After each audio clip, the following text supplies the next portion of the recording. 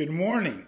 Today I want to talk about or meditate on, meditatively reflect on some thoughts from this book, The Wisdom of the Enneagram, which is an old book by Rizzo and Hudson.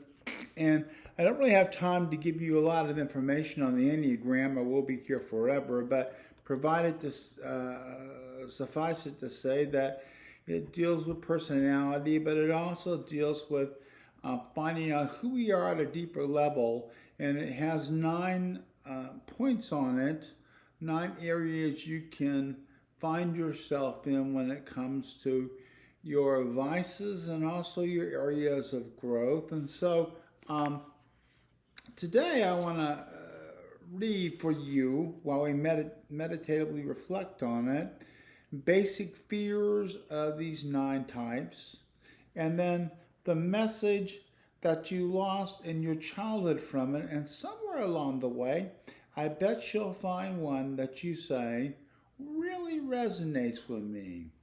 And we're going to stop for a few seconds after each one. And when it really resonates on you, at that point, you can say to Jesus, Jesus, come be my healer. And I really believe he'll do that. It may not always be easy. And then maybe more journey in your path till you find that healing, but it begins here. So let's begin by closing our eyes, our feet on the floor, our setting bones. You know how we often do that 7-3, assuming that 5-3-7 breathing. In for 5. 1, 2, 3, 4, 5. Hold our breath for 3. 1, 2, 3. And out for 7. 1, 2, 3, 4, 5, 6, 7. Often breathing out through our mouth. And of course, we're not going to really count this. It would drive us nuts. We're just going to get the basic rhythm of it. You might count it once to get the basic rhythm. So let's just take a moment or two here to do this.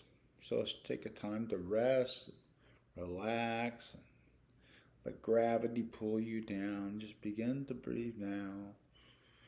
1, 2, 3, 4, 5 in. 1, 2, 3, hold. 1, 2, 3, 4, 5, 6, 7, out.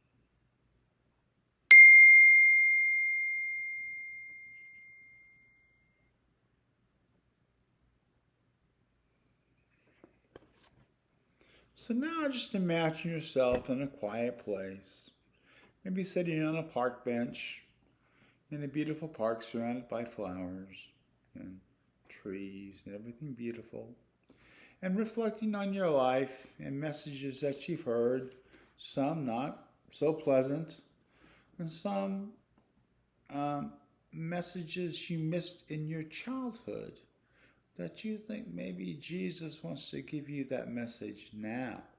So, one we often hear is that we're bad, corrupt, evil, or defective. And to that message, Jesus says your basic essence is good. What do you hear him say to you?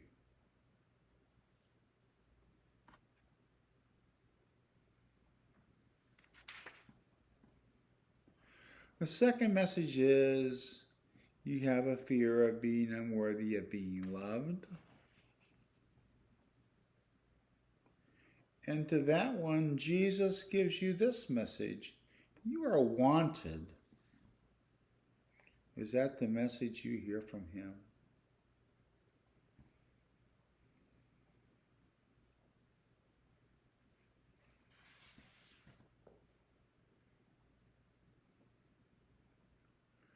A third message you might hear is that you're maybe worthless or without any inherent value.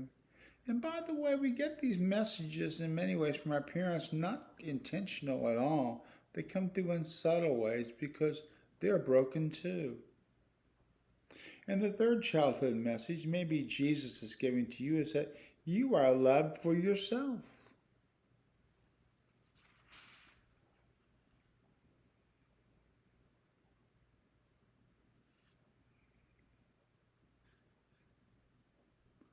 The fourth message that I often hear is that you are without identity or personal significance. And the childhood message that we often miss, that Jesus says to us, is that you are seen for who you are.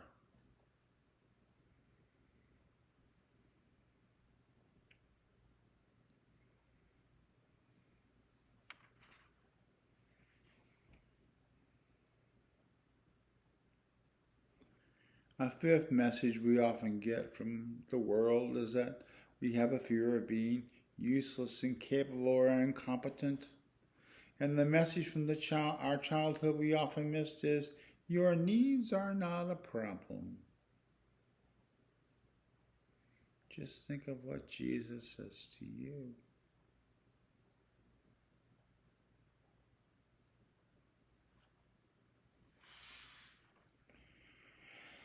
A sixth one is we have a fear of being without support or guidance. And to this, our childhood message we may have missed out on, that Jesus wants to say to us is you are safe.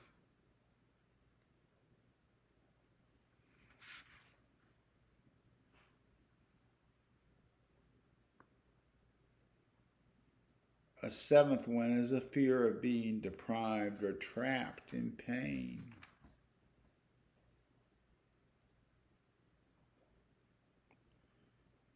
And to that, Jesus says you will be taken care of.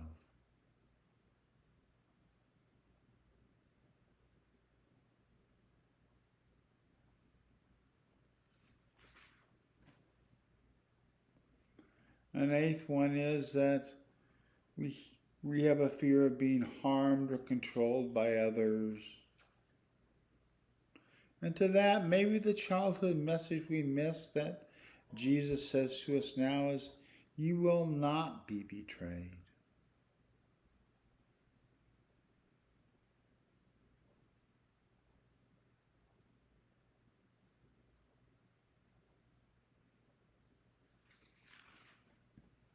A ninth one is a fear of loss of connection or being broken. And the message for us there is that your presence matters.